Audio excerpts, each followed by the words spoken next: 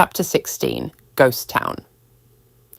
After a full day of walking, while avoiding attention, Monica and Osmond finally reached their destination, the ghost town of Palm Brinks. Monica stopped at the edge of the deserted street. She had never set foot in the town before, not once. And yet, as she stared at the empty road stretching ahead of her, a strange ache settled in her chest, as though she were grieving a place she had somehow known all her life. That was Max's doing. He had spoken about Palm Brinks so often that parts of it had taken shape in her imagination. Through his stories, she had pictured its dusty streets, its busy shops, its familiar faces, and the warmth of a town where everyone knew everyone else's business. He had made it sound modest, stubborn, sun-baked, and full of ordinary little moments that somehow mattered more than grand adventures. But the place before her was nothing like the town Max had carried in his heart. Silence hung over Palm Brinks like a funeral shroud. No voices drifted from open windows. No footsteps crossed the road ahead. No laughter rose from doorways or workshops. Only the wind moved through the streets now, dragging dust along the ground and making the old signs creak on their rusted brackets. As Monica and Osmond walked deeper into the town, every landmark felt painfully familiar. Not because she had seen any of them before, but because Max had once described them with such affection. Then they came upon Cedric's workshop. Monica slowed. Of all the places Max had spoken about, this one had always seemed the clearest in her mind. It was where he had worked, where he had spent long hours fixing broken machines, repairing tools, mending whatever the people of Palm Brinks dragged through the door and insisted was beyond saving. Max had never described the work as glamorous. Most of it had been practical, dirty and thankless. Tightened bolts, patched engines, reshaped metal soot beneath the fingernails, and the stubborn satisfaction of making something work again. But it had also been the place where he had learned to dream with his hands. In his spare time, when the repairs were finished and Cedric no longer needed him for the day, Max would stay behind at the workbench, tinkering with his own ideas. He would take apart scraps, half-broken parts, and discarded mechanisms, turning them over in his hands until they became something new. Monica remembered the way his voice had changed whenever he spoke about those quiet hours. The excitement he tried to hide, the pride that slipped through anyway. Now the workshop stood cold and crooked before her. The doors hung unevenly from their hinges. The windows were filmed with dust. Inside, she could make out the shapes of abandoned benches, rusted tools, and lifeless machinery. There was no clang of metal, no hiss of steam, no murmur of focused work. No Max bent over a repair, sleeves rolled up, frowning in concentration as he coaxed life back into something broken. The silence felt wrong. Further along stood Melane's weapon shop. Max had once spoken of it with admiration, telling Monica how Melane could sharpen a blade until it seemed to catch the very sunlight. He had made the place sound proud and polished, filled with steel, skill, and confidence. Now its window was cracked, its display dulled by grime, and the inside lay stripped of life. Whatever shine it once had was gone. Polly's bakery hurt Monica in a quieter way. She had never tasted Polly's bread or cakes, but Max had described them so vividly that she could almost imagine the scent: warm dough, sweet pastries, and fresh loaves cooling by the window. He had told her that the smell alone could make the whole street feel like morning. Yet there was no warmth here now, no sweetness. Only stale air, dust, and the faint sourness of decay. Morton's general store still faced the main road, though its windows were so thick with dirt that they looked blind. From Max's stories, Monica knew it had once been packed with essentials, odd little treasures, and whatever strange items Morton insisted someone would need one day. She could almost hear Max laughing as he recounted it. Now the shelves sagged in the gloom, and the store seemed to stare out at the empty street like it was waiting for customers who would never return. Then Monica remembered the coffee shop by the train station. She stopped. Max had talked about that place more than any other. It had been his favourite corner of Palm Brinks, the place where he had sat after work, listened to town gossip, rested his tired hands around a warm cup, and allowed himself a moment to breathe. Monica could imagine him there after a long day at Cedric's workshop, soot still smudged on his fingers, his mind half on conversation and half on some invention he was already planning to return to. Now the roof had partially collapsed. The sign was broken, the tables were shattered. Weeds had forced their way up through the cracks outside, as if the world were slowly reclaiming what people had abandoned. Monica stood before it, feeling a grief that was not quite her own, yet still cut deeply. She had never shared a cup with Max there. She had never sat across from him in one of its cosy corners, never heard his voice echo beneath that roof, never watched him smile as he spoke about home. All she had were the stories he had given her, and now those stories stood in front of her as ruins. Palm Brinks was not a memory she had lived. It was a memory Max had entrusted to her. And seeing it like this, broken and hollow beneath the weight of time, made Monica feel as though she had lost another piece of him. Osmond noticed how upset Monica had become as they explored the ruined town. She tried to hide it, but every broken building and abandoned street seemed to cut deeper than the last. "I'm sorry you had to see this place like this, Monica," he said gently. "But you still have a chance to make sure Palm Brinks flourishes again. If we save Max, then this town may have a future too." Monica swallowed hard and forced herself to focus. "You're right," she replied. "Elena told me the best chance of saving Max is to use the Starglass at his mansion. We need to get there now." But together, Monica and Osmond cautiously crossed the bridge that led towards the grand mansion. The path ahead was marked by the remains of a once vibrant community, now reduced to silence and decay. As they moved forward, Monica's heart sank at the sight of the crumbling church, its walls cracked and weathered by time. Nearby stood the dilapidated homes of Morton and Parn, their windows dark, their doors hanging open as though the houses themselves had been left gasping for breath. Further along, the remains of the disgraced mayor's residence stood in a state of miserable collapse.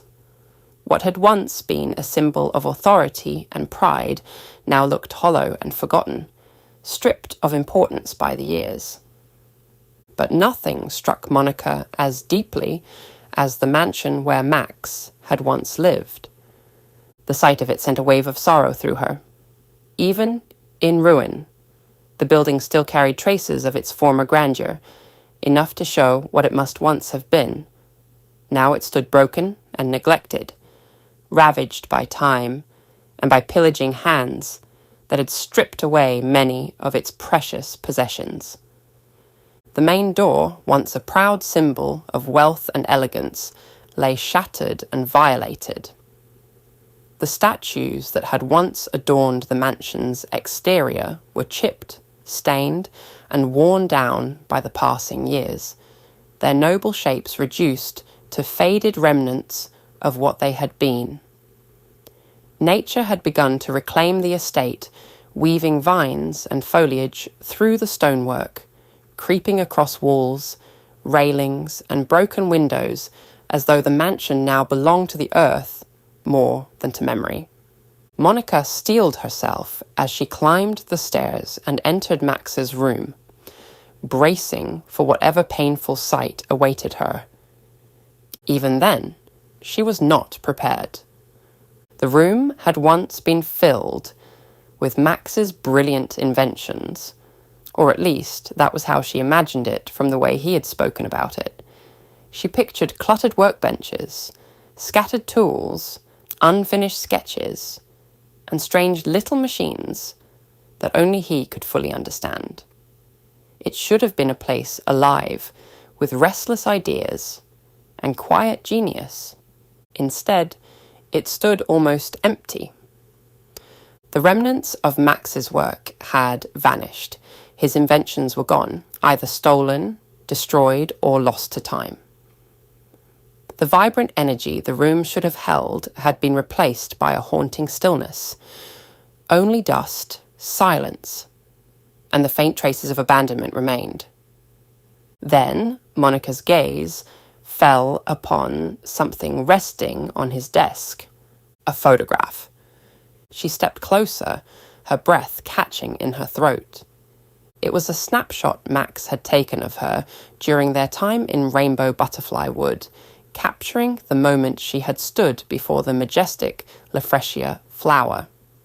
In the picture, she looked almost untouched by everything that had followed.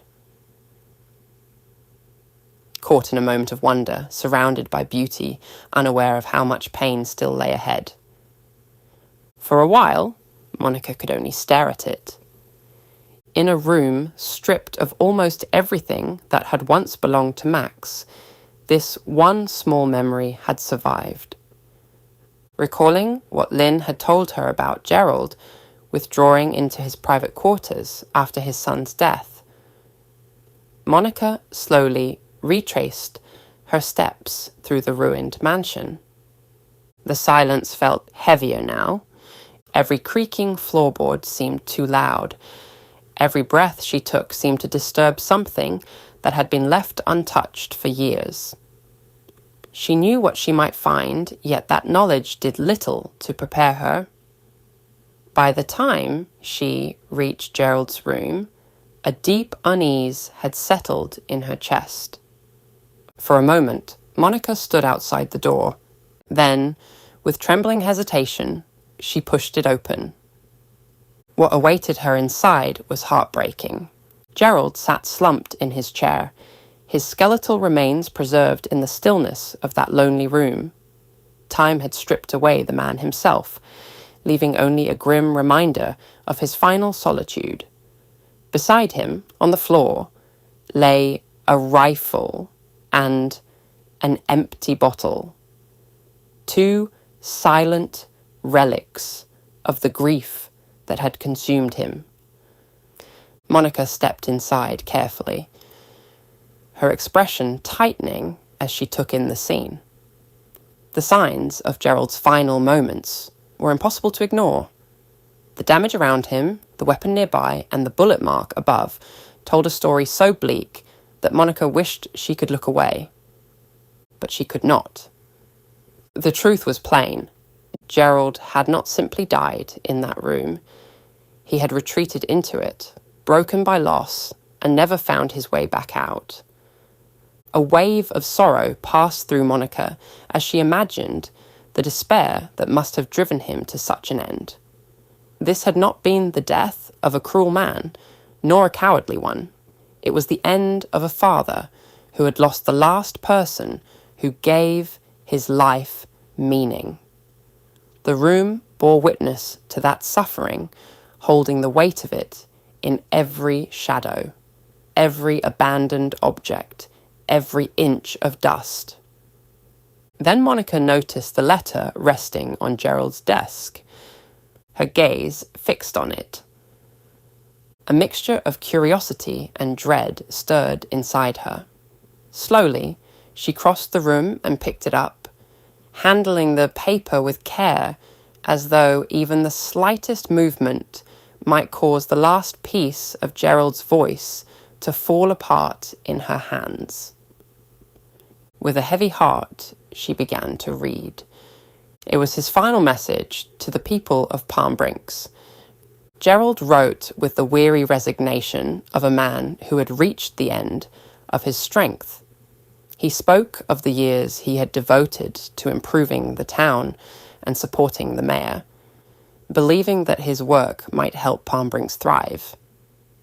But the death of his son had shattered whatever resolve he had left.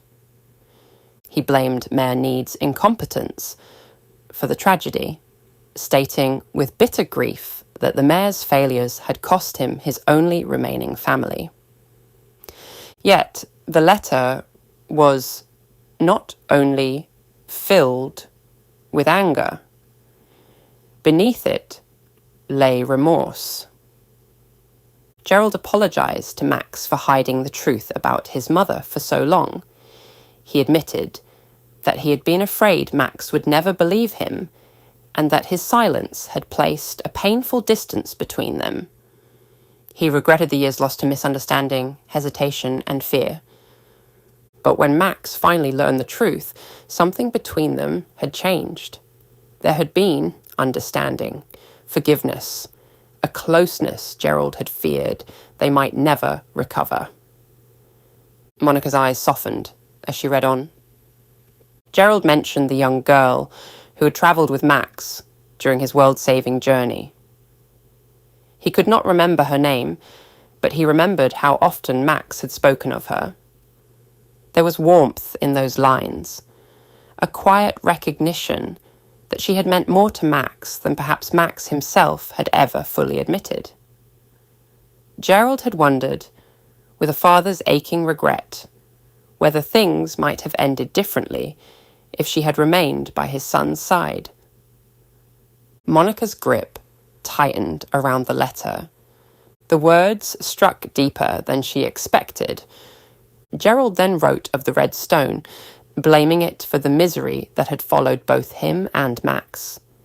To him, it had brought only suffering, tearing apart what remained of his family and leaving him with nothing but an empty house and memories he could no longer bear. In his final words, Gerald expressed one last wish: to be reunited with his beloved son in the next life. He bid farewell to a world that had taken everything from him, his hopes, his purpose, and the only family he had left. By the time Monica finished reading, tears had gathered in her eyes. For a while she said nothing. She simply stood there with the letter in her hands, surrounded by the remnants of Gerald's lonely end. The room felt colder than before, as though grief itself had settled into the walls and refused to leave. Then Monica looked towards Gerald's remains. Her voice was quiet, but steady. "Don't worry, Gerald," she murmured. "I'll make sure your son lives on. His legacy won't be lost." She folded the letter carefully and placed it in her pocket. It was no longer just a message from the past. It was a promise she intended to keep.